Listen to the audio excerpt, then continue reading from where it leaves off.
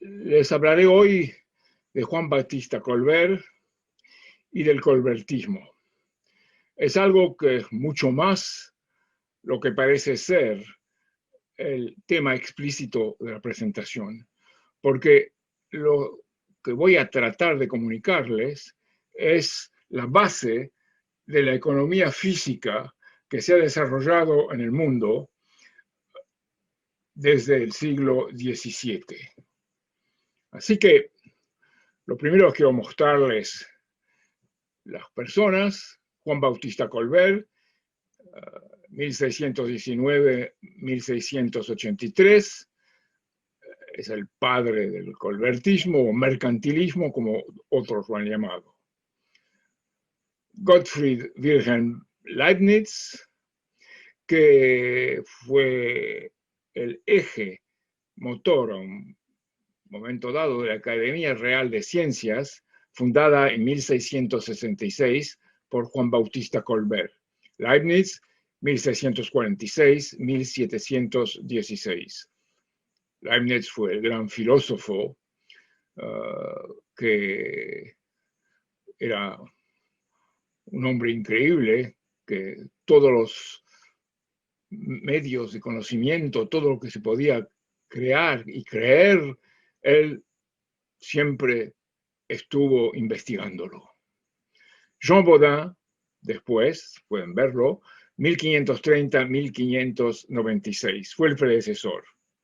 Durante las guerras de religión, él fue el eje del partido de los políticos.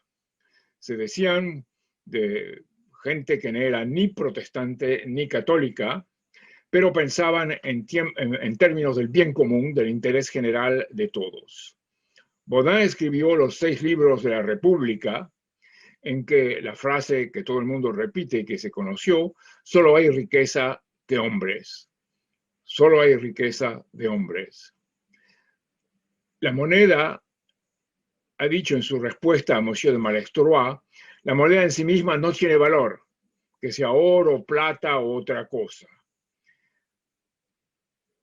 El valor para él es el trabajo humano, lo que uno puede dar a su país, fruto de la riqueza creadora de todos. Bodin también concibió el gobierno como un acuerdo de discordias, es decir, como toda buena orquesta, él decía, tiene que haber diferentes instrumentos y todos se unen en lo que ejecutan, que es la política del Estado. Así que Bodin es la base, fue la base, la reflexión de Bodin del partido de los políticos, fue la base del reino de lo que iba a ser Enrique IV. Enrique IV y con sus consejeros Sully, 1559-1641, Olivier de Serres y Barthélemy de la Fema. Así que ellos dijeron primero paz de las religiones, como lo decían los políticos de Bodin, el Edit de Nantes, que establece esa paz. Segundo, alimentar a la población, sacarla de la miseria, y es conocido el dicho del rey Enrique IV, inspirado por Sully, quiero un pollo cocido en la casa de cada trabajador francés. Después viene el esfuerzo para pensar en términos del futuro. Y desde esa época, Sully y después Colbert lo hará a una escala mucho más amplia, plantan árboles para la flota mercante, para el transporte y para la construcción. Es decir, piensan en términos del universo físico que va a venir y no sencillamente del universo presente. Y finalmente, Sully escribe una nota sobre la reorganización monetaria, en lo que dice que la moneda tiene que ser al servicio del trabajo humano. No es una cosa en sí mismo no tiene valor. Misma cosa que Jean Bodin en su respuesta a Monsieur de Malestroit. Olivier de Serres es el que se ocupa de agricultura. Escribió un libro que se llama Le théâtre de l'agriculture et le message des champs, el teatro de la agricultura y el mensaje de los campos, y dice que la agricultura no es algo que era un nivel fijo de producción, pero explica todas las maneras de mejorar lo que puede dar el trabajo de los campesinos y cómo se pueden incrementar los recursos de la nación si se organizan esos aportes de los campesinos. Barthélemy de la Fama, él se ocupa de industria y es él que ha creado una economía de manufacturas, ha sido el primero a pensar de esa manera, inspirado por lo que se habían hecho los artesanos de Florencia, bajo los, podemos decir que fue en la época de los Medici. Siempre hay esa relación entre Francia e Italia. Y Colbert es el heredero político y económico de Baudin y del reino de Enrique IV. Pero mucho más. ¿Por qué? Por su relación directa con los científicos más adelantados y más creadores de su época. Allí vienen las figuras prominentes de Christian Huygens y sobre todo Leibniz, que da una base a la Academia Real de las Ciencias francesa, vinculada directamente con la política económica. Es la época en que se realiza en 1648 la Paz de Westfalia, que es fundadora del Estado-Nación. Es basada en el perdón de los pecados y de las faltas, la armonía política como base de principio de organización y de cooperación social, y la cooperación también basada sobre la ventaja de los demás. Es decir, que no es un nacionalismo estrecho, egoísta, defensivo, pero es un nacionalismo, podríamos decir, desarrollista, si se utilizan los términos de hoy día, en favor de la intervención de su propio país, cada uno desarrolla su propio país, pero para aventajar a sus trabajadores y desarrollar los otros países. Eso es lo que significaba la ventaja de los demás. En un concierto de naciones, en la que cada uno juega un instrumento para hacer avanzar la participación y la partitura de la paz. Es la idea de una armonía de intereses y hay una reflexión inspirada en Leibniz y más tarde en la historia francesa por un conocimiento de los escritos de Confucius. Ya en esa época, por ejemplo, Leibniz escribe la Novísima Cínica, que es la idea de una conexión entre las partes que él considera las más adelantadas en el mundo, Europa Occidental y China, civilizando y desarrollando a Rusia y de formar así lo que él llamaba una unión de naciones para un desarrollo común. Así que eso se basa concretamente en algo muy importante, que si hay de haber desarrollo, tiene que ser basado en un principio que lo permita. Y eso es la noción leibniziana del principio físico de acción mínima, de mínima acción. Ahora, en eso entra en escena Colbert y el colbertismo. La economía para él y para sus colaboradores no es basada en una mera ganancia financiera. La economía consiste en crear las condiciones para el auge del poder humano creador. Producir más por ser humano per cápita, producir más por unidad de superficie y por unidad de materia implicada. Lazare Carnot dirá más tarde, y Lazare Carnot, que es el mismo en el siglo XVIII y a principios del siglo XIX, que era ese mismo un discípulo del colbertismo. Él dirá, en todas partes de la economía política, el gran arte consiste en hacer mucho con pocos medios. Eso es el principio de mínima acción o de acción mínima. ¿Cómo? Para poder lograrlo. Desarrollando nuevos principios físicos, que es la descubierta de los principios realizados en el seno de la Academia de Ciencias, esa Academia Real de Ciencias, como lo he dicho, fundada por Colbert en 1666, lo que Leibniz llama una sociedad filadélfica. Él dice que los principios son personificados por tecnologías, se manifiestan sobre la forma de tecnología. Esos principios físicos universales se manifiestan bajo forma de tecnología cada vez más productivas. Y las tecnologías más productivas, a su vez, se derraman en toda la sociedad bajo forma de invenciones. El Estado colbertista asegura así el desarrollo de ese proceso en esa dinámica humana. Descubrimiento de nuevos principios físicos, aplicaciones tecnológicas y invenciones. El problema siendo que esa concepción estaba bajo el poder de una monarquía, la del rey Luis XIV. Bourbon, que fue uno de los principales actores de la vida política en el siglo XVII en Francia, Bourbon y más tarde un economista poco conocido que se llama Silhouette, que era bajo Luis XV,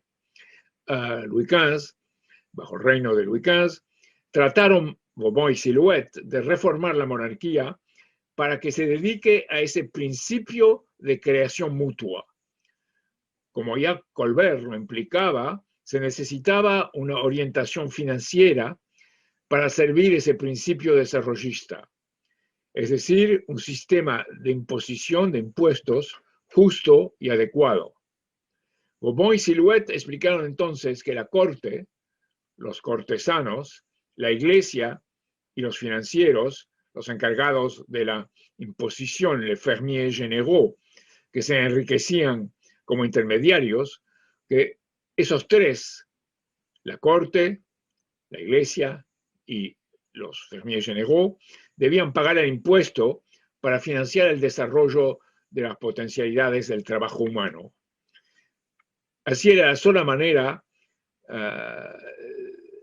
de realizar lo que más tarde el economista americano Matthew Carey llamó la armonía de intereses. Y se acuerdan ustedes de Baudin y de su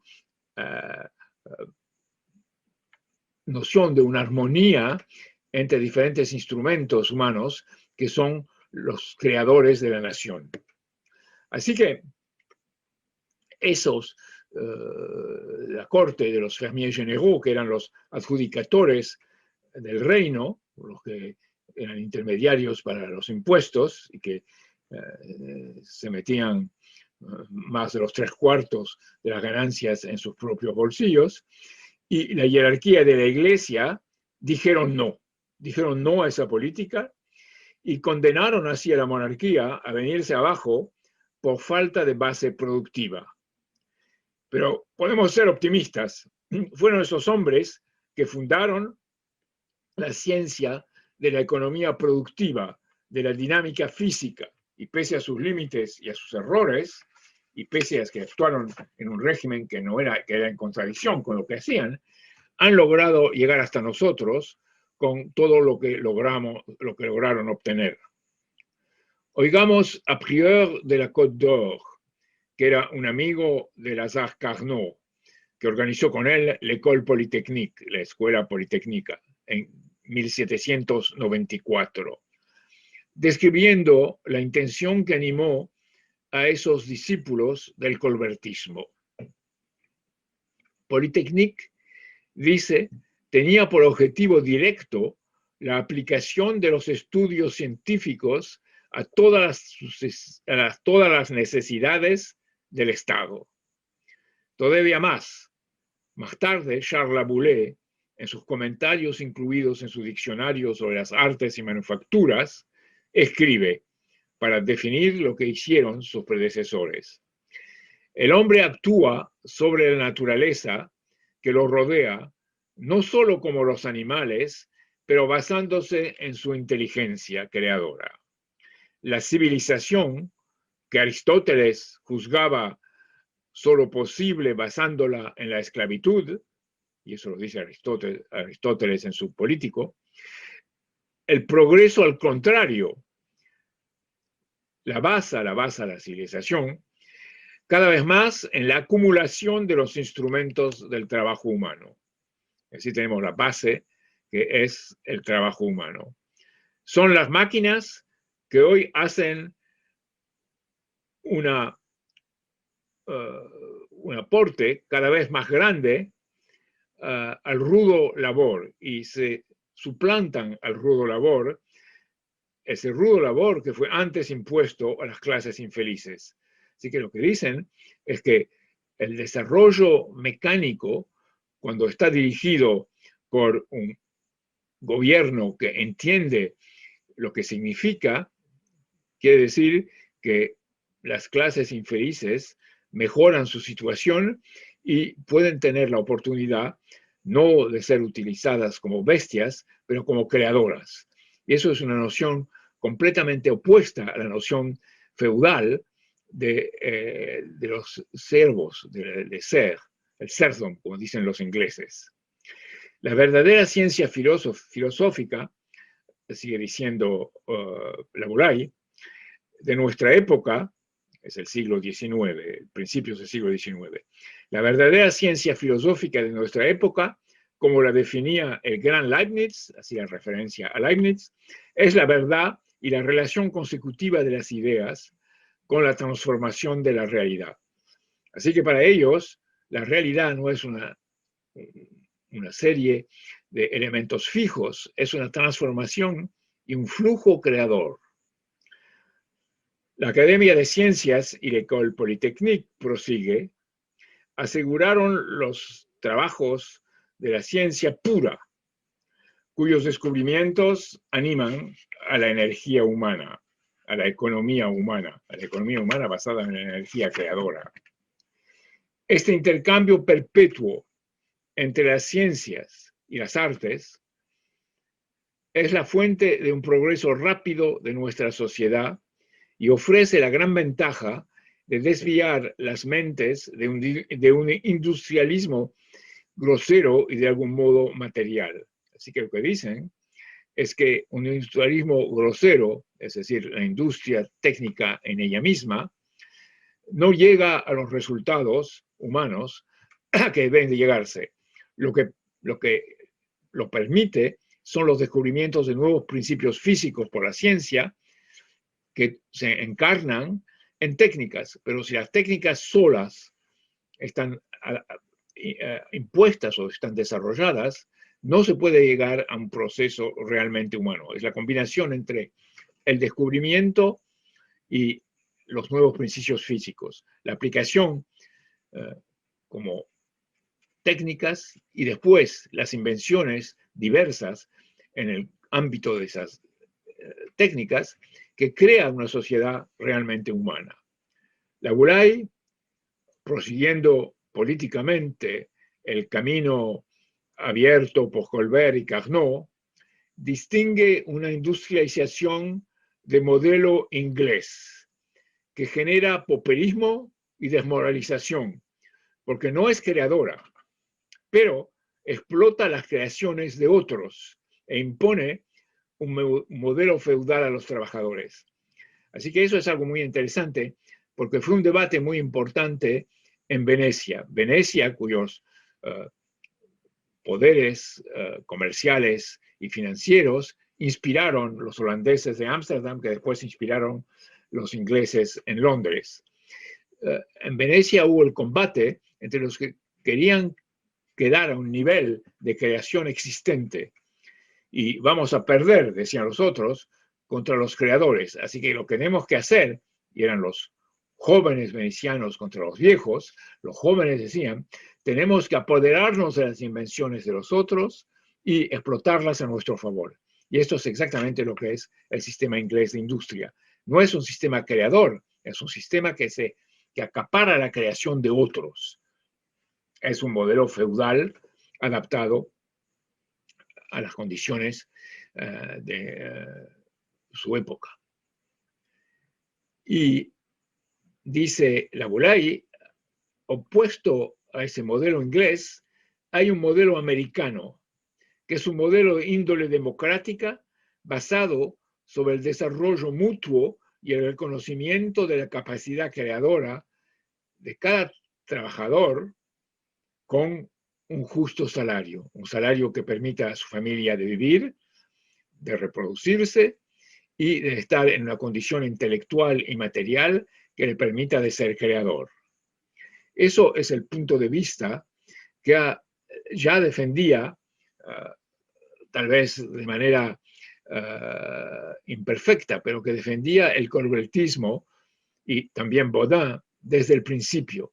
Así que fue más y más enriqueciéndose de contribuciones de creadores y creó una dinámica de la creación desde ese punto de vista. Y eso es el colbertismo. La realidad del colbertismo no es algo fijo, no es un modelo en momento dado, es algo que inspira y crea una dinámica. Y eso es muy importante de entenderlo hoy día, en que esta dinámica está puesta en duda por intereses que se llaman ecológicos, pero que no son ecológicos.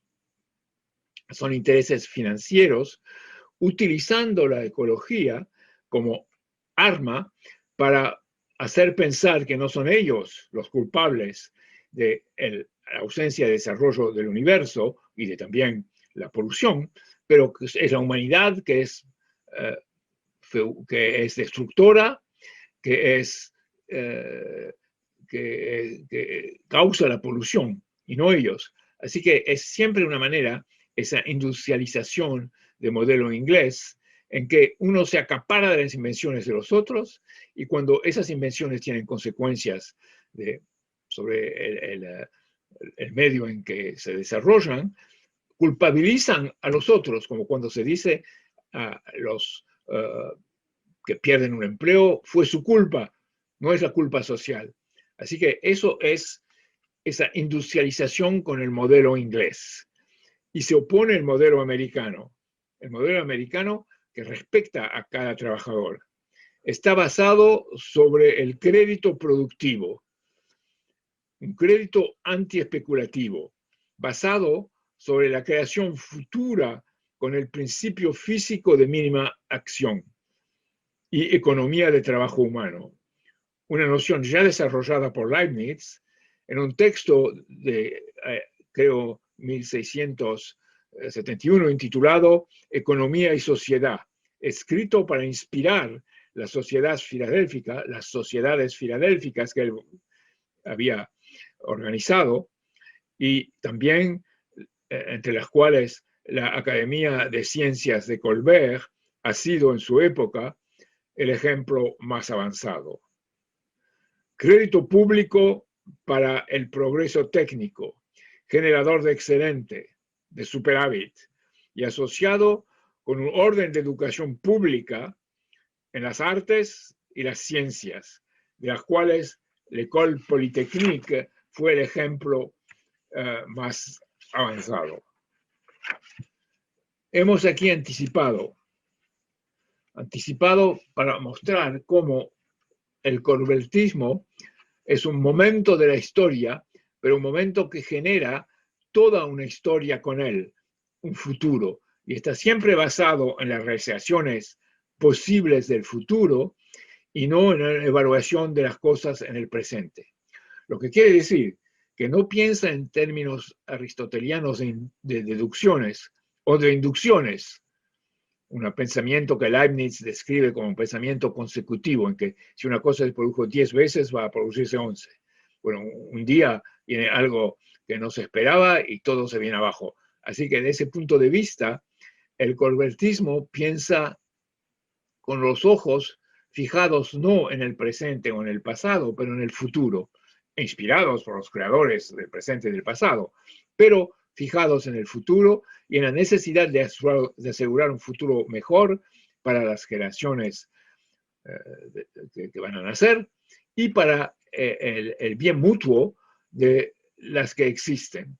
Así que ese modo de pensamiento es totalmente antagonístico al modo feudal o monárquico, o mejor decir, cortesano o aristocrático. Y eso es lo que el colbertismo trae. Es por eso que muchos de los que hoy sirven a una concepción del mundo fija, en que esperan dominar, están tan opuestos al colbertismo que no pueden aceptar, porque el colbertismo significa cambio para tratar de lograr algo mejor. No, hemos anticipado sobre Colbert, pero creo que así podemos expresar su gran potencial creador en su tiempo y lo que él aportó para tiempos futuros. Se puede ver el colbertismo como creador, por ejemplo, de transportes, el Canal du Midi, que ha creado en el sur de Francia, y corredores de desarrollo vinculados a ese Canal du Midi. Se puede también ver Colbert en lo que organizó en la Marina Mercante, con los árboles que ha hecho plantar en toda Francia, para dar a Francia una potencia marítima. Puede verse todo eso, pero creo que es mucho más importante de comprender que Colbert y sus consejeros, siguiendo lo trazado por Sully, Barthélemy de la Famaille o Lévietzer, Colbert y sus consejeros pensaron en el mundo que iban a crear. Y ese principio de acción mínima fue la condición para que ese mundo pueda ser creado. Y ellos veían el progreso no como una repetición meramente en números, en cantidades. Ellos veían el progreso como principios físicos permitiendo al hombre de intervenir con más productividad sobre la naturaleza y desde ese punto de vista asegurar la existencia de generaciones futuras. Es el punto de vista del excedente, o el punto de vista, si puede llamarse así, del superávit. Imaginen al hombre que calumnian todos los liberales hoy día. Le dicen, era un burócrata, pensaba tan solo en normas, pensaba tan solo en planes y no tenía cuenta de la creación humana. Es una locura decir eso de Colbert. Colbert, al contrario, trataba de organizar la sociedad para la creación y de organizarla de la manera en que ninguno se quede en un momento del camino del desarrollo. También una falsa izquierda acusa a Colbert de esclavagismo, porque su hijo, lo que es cierto, escribió un código negro que estableció leyes y reglamentos sobre la esclavitud. Pero eso era algo que debe considerarse en el medio de la época, y de todos modos no fue Colbert que lo hizo. Fueron sus sucesores, inclusive su hijo. Pero Colbert, él mismo, si se mira lo que era, el tipo de creación mental que promueve su organización económica, la organización económica del colbertismo, la de Colbert y de Leibniz, excluye en su principio mismo, por definición, excluye la esclavitud, porque está basada en la dinámica, como ya lo he dicho, en la dinámica de experiencias creadoras, en lo más humano que pueda definir al hombre, que define al hombre, y que no puede ser encadenado ni física ni mentalmente, porque requiere la libertad. Considerando que la libertad no es de hacer lo que uno quiere, es como inspirada por Leibniz y por las realizaciones de la Academia de Ciencias, Real de Ciencias de Colbert, es eso que en el preámbulo de la Constitución americana, llaman la vida, la libertad y la búsqueda de happiness, que tiene muchas traducciones, pero esa happiness, esa dicha, eso quiere decir la alegría de descubrir las leyes del universo, de saber cómo el universo se desarrolla, de estar en acuerdo con ese desarrollo del universo. Y no es lo que generalmente se dice, la dicha, estar rico, tener mucho dinero, mujeres, hombres o todo lo que uno quiera, y coleccionarlos. No, manera en que la dicha es concebida por Colbert y Leibniz es algo que tiene que ver con los poderes mentales del hombre y la generosidad del desarrollo de esos poderes para aventajar al otro. La famosa frase del Tratado de Westfalia de 1648. Así que su programa, el programa de Colbert, fue en su tiempo un programa de reconstrucción económica nacional a marcha forzada, realizando el equipo del hombre y de la naturaleza con los descubrimientos, las invenciones, yo diría las invenciones integradas en una dinámica productiva y social. Eso es la base misma del colbertismo. La invención clave fue, desde ese punto de vista, la de la máquina de vapor, economizando brazos y sudor humano para una mayor productividad y mejora de las condiciones de trabajo. Aquí está, y pueden ustedes verlo en la imagen, el principio físico de la máquina. Ya la máquina a vapor ya fue vislumbrado por Leonardo da Vinci, la transformación de la fuerza del vapor en trabajo. Y aquí podemos verlo en, por ejemplo, la elevación de un peso en ese esquema. El sistema, lo que hace ese sistema es que brinda un excedente, es el pensamiento en términos de excedente de energía libre superior a la energía necesaria para mantener al sistema. Y esa energía libre es la clave de todo y es la clave de la idea misma de libertad. Esa idea de libertad no es algo fácil que inspira a uno a hacer eso o aquello. Esa idea de libertad es la idea de siempre cambiar de modo de intervención social, de conocer un modo superior y de ponerlo en marcha como necesidad. Es una libertad que está asociada a la necesidad para el hombre de ese desarrollo de sus capacidades. Lo físico en el universo siendo la prueba que lo mental funciona y está en acuerdo con las leyes del universo. Y eso es la base mismo de la economía de la Academia Real de las Ciencias, en que Leibniz, Huygens y muchos otros inspiraron, Colbert organizándola y preparando las condiciones para que funcione.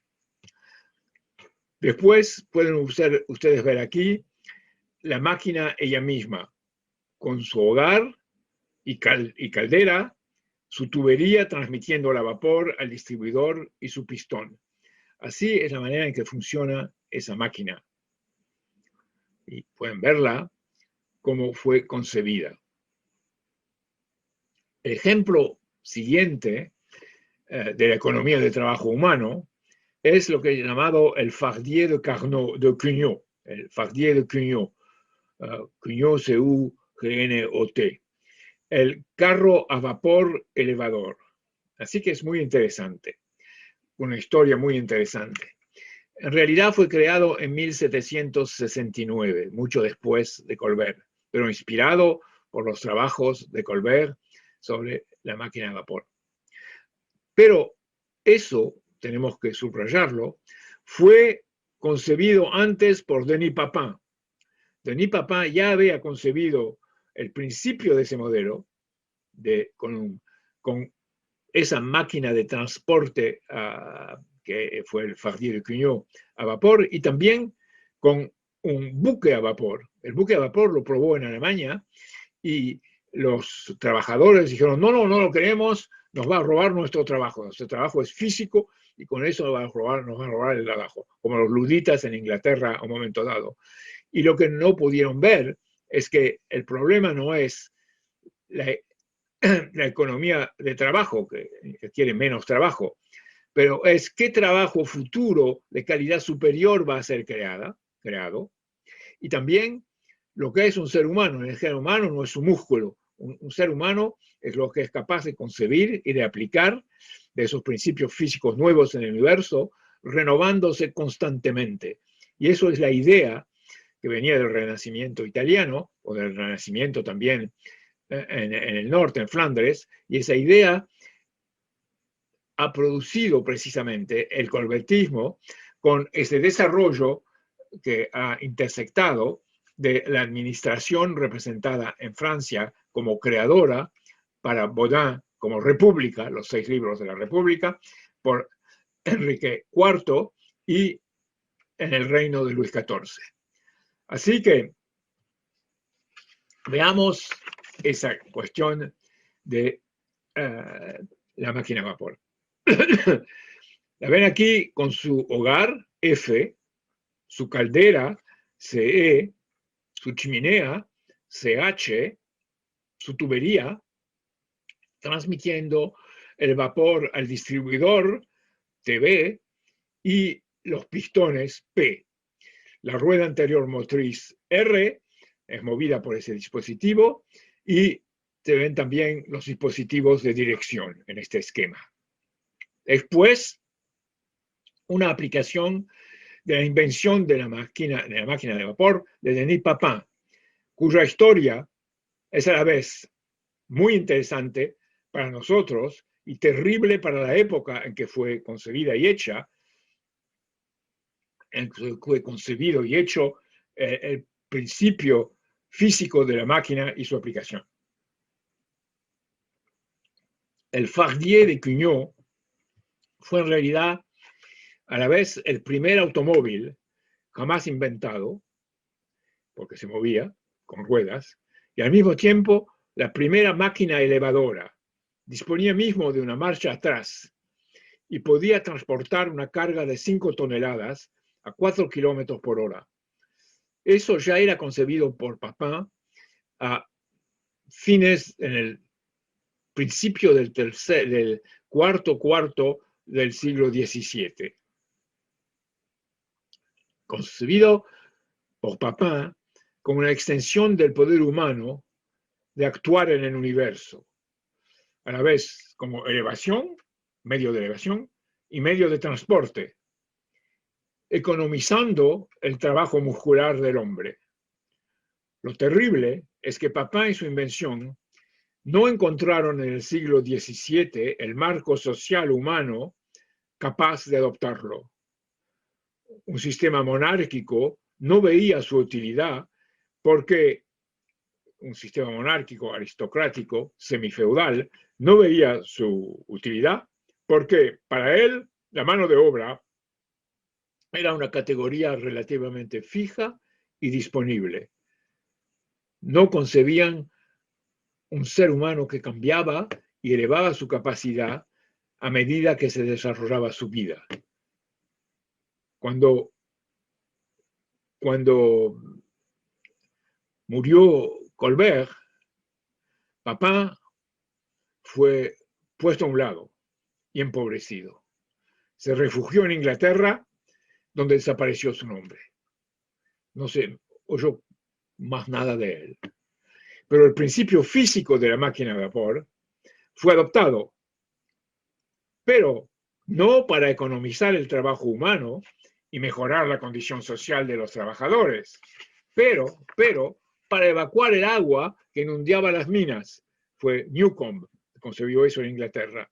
Minas donde los mineros continuaron a utilizar su energía, su fuerza física, muscular, para extraer el carbón y transportarlo. ejemplo mismo de lo que Laboulaye llamaba una industrialización según el modelo feudal inglés.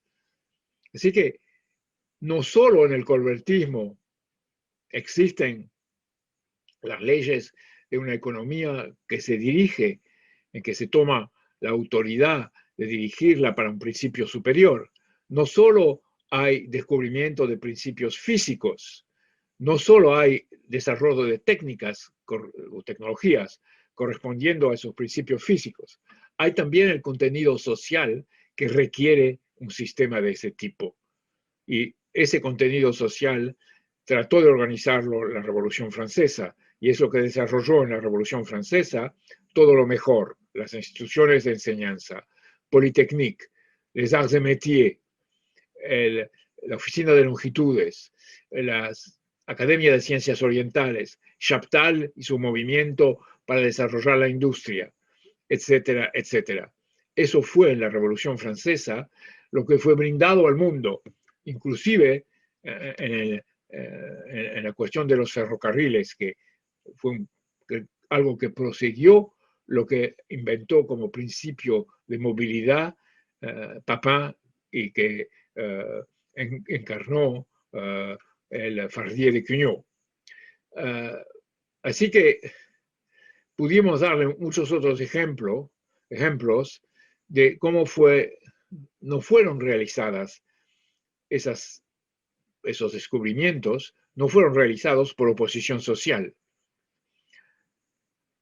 Y eso fue toda la historia, si se puede resumir así, del siglo XIX, como unas fuerzas que favorecieron el desarrollo social, que creaba la posibilidad de desarrollar las inversiones, desarrollar las invenciones, de darles una forma física que operaba, y los que luchaban para que pueda hacerse, y también los que luchaban para que no se realice. Eso fue la real oposición de clase del siglo XIX.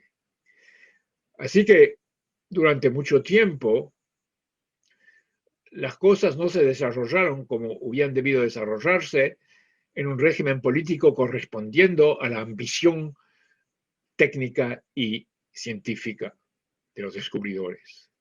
Pero lo bueno es que con la evolución social del mundo, las revoluciones en la manera de pensar y de relacionarse entre seres humanos, todos los beneficios de la invención de Papin, mismo si muchos y casi todos han olvidado su nombre, y mucho más las concepciones de la Academia de Ciencias, la Academia Real de las Ciencias, es la que han inspirado prácticamente todas las instituciones mayores de enseñanza en el mundo, incluyendo la Escuela Politécnica de hoy día, de la Côte d'Ivoire, de la Costa de Marfil en África, que existe en Yamoussoukro y es una de las cosas que representan el más potencialidad de futuro en África. Quería darles ese ejemplo porque también hay muchos otros. El ejemplo más interesante son las escuelas politécnicas federales de Suiza, en Lausanne y en Zúrich, que a un nivel mucho más socialmente adelantado que la Politécnica en Francia hoy día, crean una base social para el desarrollo de invenciones y de alimentar de ese modo una sociedad más justa. Ahora quiero mostrarles el esquema de lo que Huygens trató de hacer con un motor a explosión, utilizando la pólvora. Fue él también un colaborador de Leibniz en la academia, y es otro ejemplo de la cuna creadora que ella fue, porque el motor a explosión tuvo un futuro, y un futuro que tuvo otros medios, como todos saben, que la pólvora, pero también se estaba discutiendo esas invenciones, cómo iban a ser adaptadas, y es un medio social que se creó así y que se difundió al nivel del mundo. Y l'École Polytechnique fue otro elemento de eso. Las universidades alemanas también, las universidades americanas.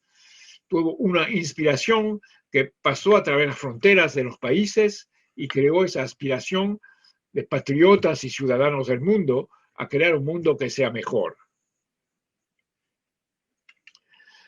Por fin les muestro un esquema, y es muy interesante, de alguien que se llamó Delair, otro colaborador de la academia, que expresa el principio de mínima acción.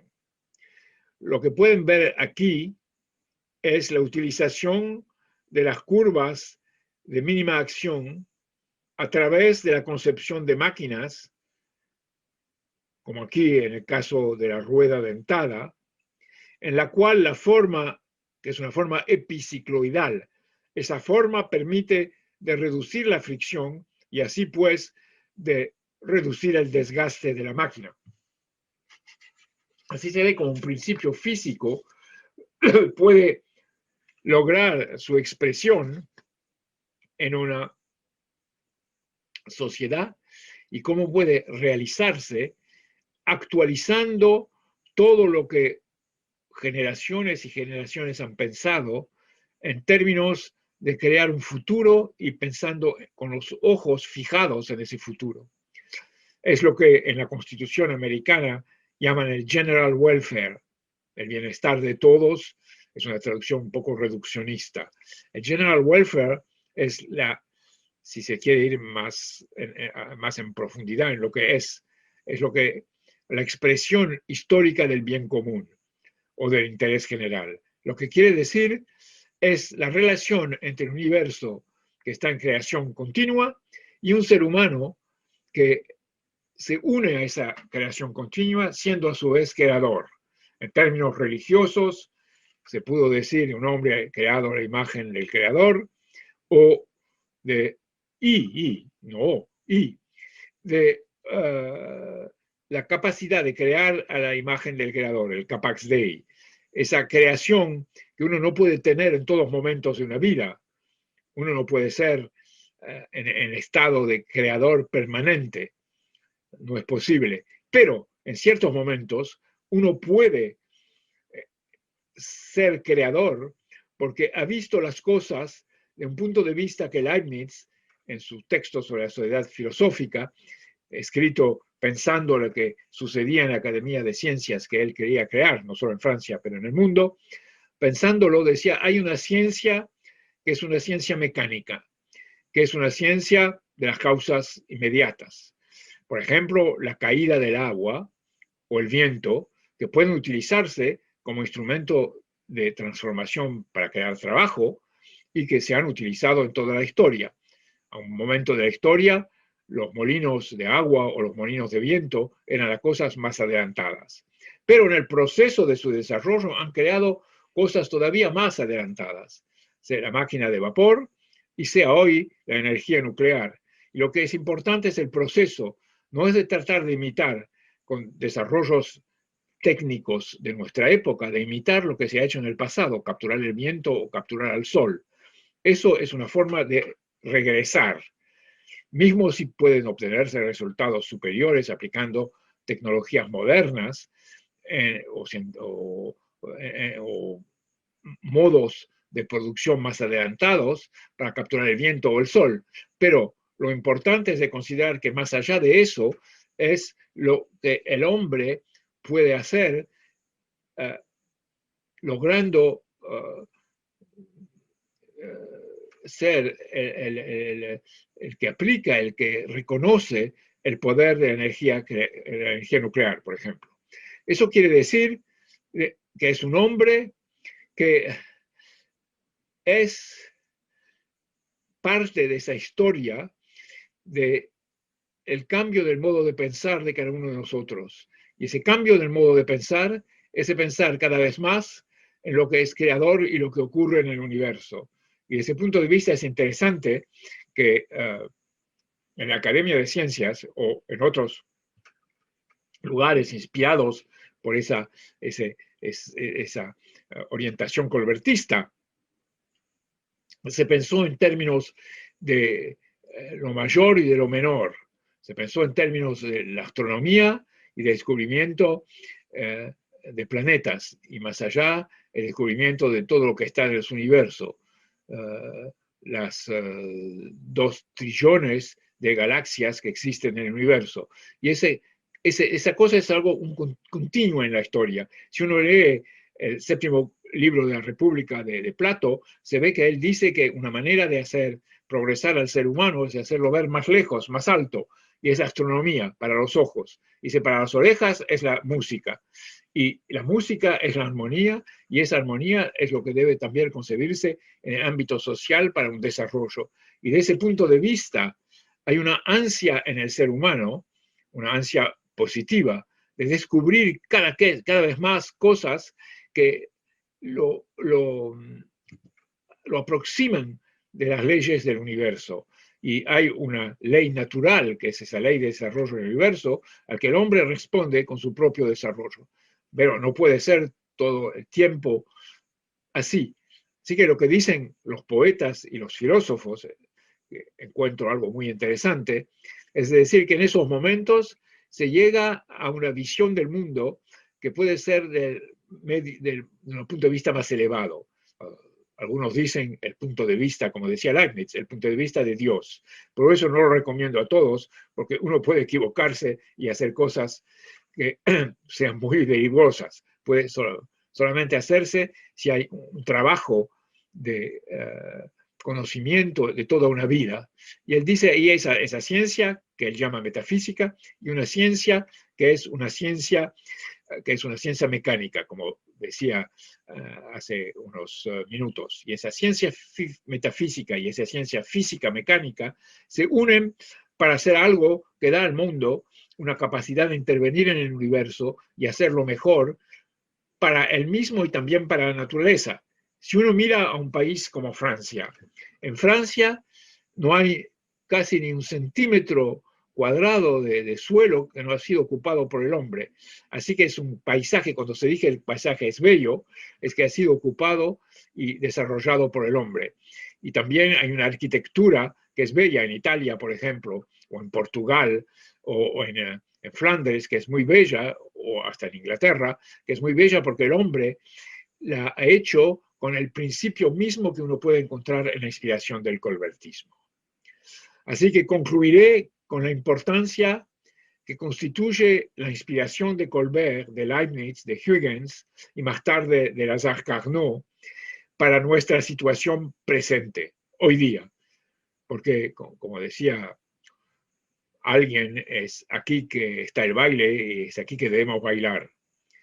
Una oligarquía financiera predatoria ejerce el poder en el mundo como fuerza destructora opuesta a la visión del colbertismo, y es la que domina hoy día. El colbertismo, en oposición a esa fuerza, debe ser como una fuente para nosotros en la lucha presente, para volver a una economía del bien mutuo y de armonía de intereses. Esta economía ha sido la que ha inspirado la exposición continental, la exposición del centenial de Estados Unidos, centenial de la independencia de la Revolución Americana, en 1876 en Estados Unidos, celebrando las artes y las manufacturas y el desarrollo en general, el desarrollo americano.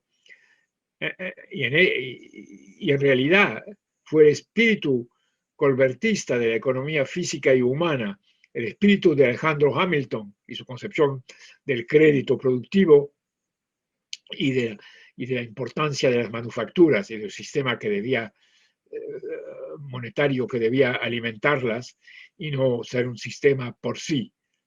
Así que también inspiró ese colbertismo lo mejor de lo que ocurrió en la reconstrucción de los países europeos después de la Segunda Guerra Mundial. Y hoy, y eso debemos reconocerlo, cualquiera sea nuestra opinión, hoy día es lo que inspiró el gran arranque económico de la China. Y se puede decir que el autor más leído en China Friedrich List, un economista alemán, que ha sido inspirado por toda la tradición, como Matthew y Henry Carey lo fueron en Estados Unidos, por toda esa tradición colbertista de la que he tratado de darles un sentido hoy en el tiempo relativamente limitado que tengo. Nuestro desafío es de reunificar al mundo con esas bases de las cuales les he tratado de hablar hoy. De hacer o de construir un puente terrestre mundial, metafórico, claro, como Colbert, al nivel francés, construyó el Canal du Midi, el Canal del Sur, para realizar corredores de desarrollo en el país. Eso se llama dar prioridad al futuro y definirse como ser humano por lo que deben ser las generaciones que van a sucedernos. Supone, por cierto, lo que la presidenta internacional del Instituto Schiller, Helga Zepp-LaRouche, llama la coincidencia de opuestos. Los que parecen opuestos a un nivel dado de pensamiento y se oponen los unos contra los otros en una guerra que nunca se terminará, los opuestos pueden coincidir a un nivel más elevado de pensamiento, a un nivel más alto. Y eso es la base misma de lo que ese mundo del Estado-Nación ha tratado de dar al mundo entero. Y esa conexión entre el Estado-Nación y el mundo entero es algo muy importante, porque hoy hay nacionalismos que se oponen a la mundialización financiera. ¿No? La mundialización financiera es el orden de lo que yo llamaría un nuevo sistema de destrucción del universo creador. Pero del otro lado, los nacionalismos creen que una frontera, una mera frontera, los protegerá. Y no, el colbertismo nos enseña que del punto de vista del hombre, la nación a la que pertenece debe dar el ejemplo. Y debe dar el ejemplo al interior de ella misma, creando un desarrollo mutuo, y al exterior de ella misma, creando un sistema inclusivo y creando las condiciones de un universo en que la creación humana, las invenciones, los descubrimientos de nuevos principios físicos definen la sociedad. Es por eso que,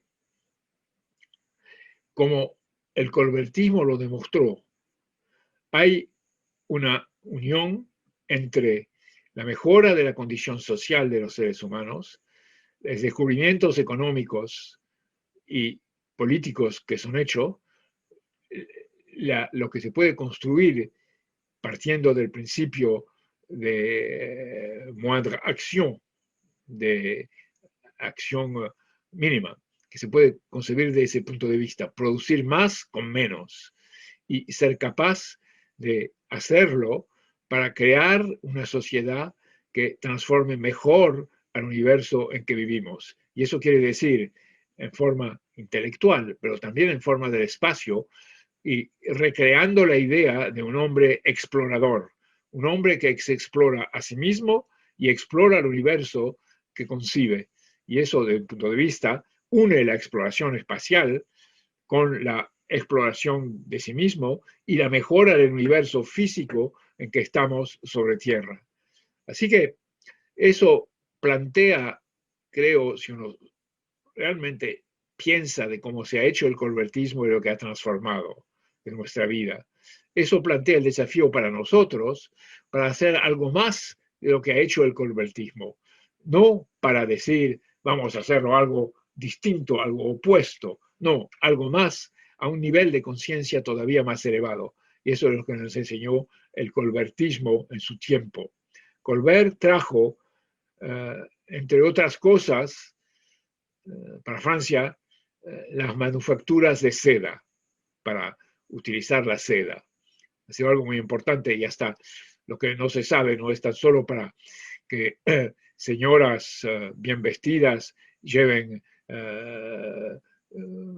mantas muy bellas. No, ha sido utilizado también para paracaídas y ha sido utilizado hasta en trabajos que se hacen hoy para lograr precisión y ductibilidad en ciertos aspectos de la exploración espacial. Así que, desde ese punto de vista, sí, Colbert trajo a Francia las manufacturas de seda, pero la seda hoy, las nuevas rutas de la seda, son una base para el desarrollo del mundo. Y quería terminar diciendo que esa armonía de intereses con una orquesta que toca una partitura muy bella, esa armonía de intereses es algo que sin ella el mundo va hacia una guerra por falta de ideal común y falta de realizaciones físicas que permitan de poblarlo. Así que el gran desafío no es de producir tal o tal tipo o medio de energía, es de hacer una sociedad que corresponda al desarrollo de ese tipo o medio de energía. Y esa sociedad es la sociedad que el colbertismo creó las condiciones para que nosotros podamos con toda nuestra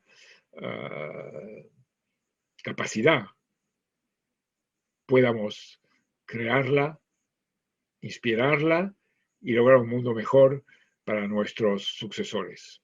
Muchas gracias.